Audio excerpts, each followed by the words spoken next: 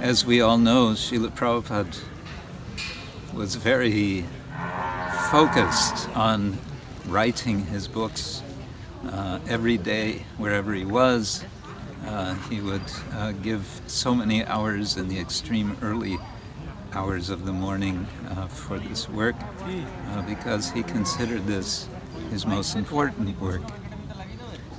He wanted, first and foremost, the devotees to read his books, to study his books, to discuss his books.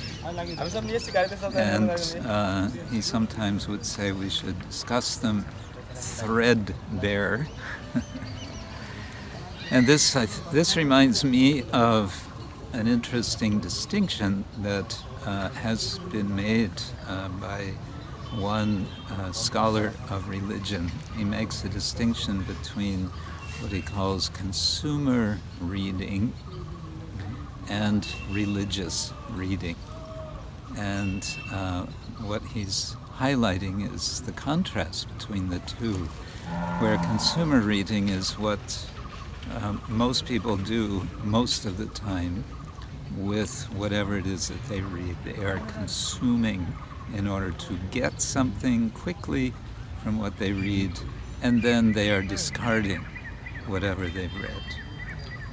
Our literature, the Vedic literature, all of the works that Srila Prabhupada has given us, are not meant for that kind of reading. Rather, they are meant for religious reading. And what is meant by this is you read, and then you read again, and then you read again, and you keep reading, and you come back, and you dig deeper, and you churn, and what you read becomes more and more and more enriching for yourself and enriching for others that you share your reading with.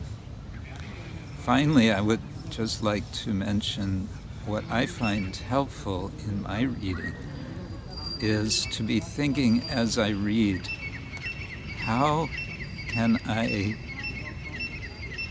represent what I am reading to others?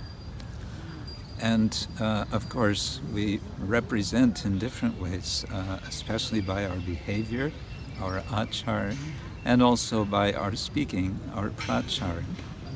And a part of both of these, we can say, is something else which Srila Prabhupada urged all devotees to do, and that is to write. So if you think about, as you are reading, how would I write something based on what I'm reading and based on my own understanding, my own experience from my own life, such that people will be interested to catch something from this wonderful vision which is provided us through this world, this world of Krishna consciousness, this universe of Krishna consciousness.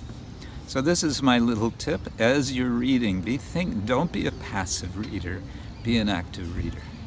Bhaktivinoda Thakur speaks about this also. Be an active reader, and particularly by asking yourself, how would I represent, how would I bring this, what I am reading, to others?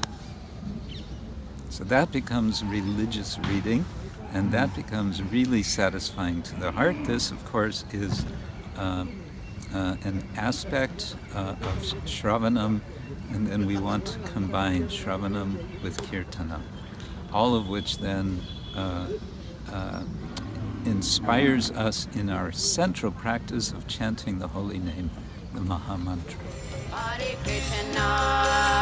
Krishna, Krishna Krishna,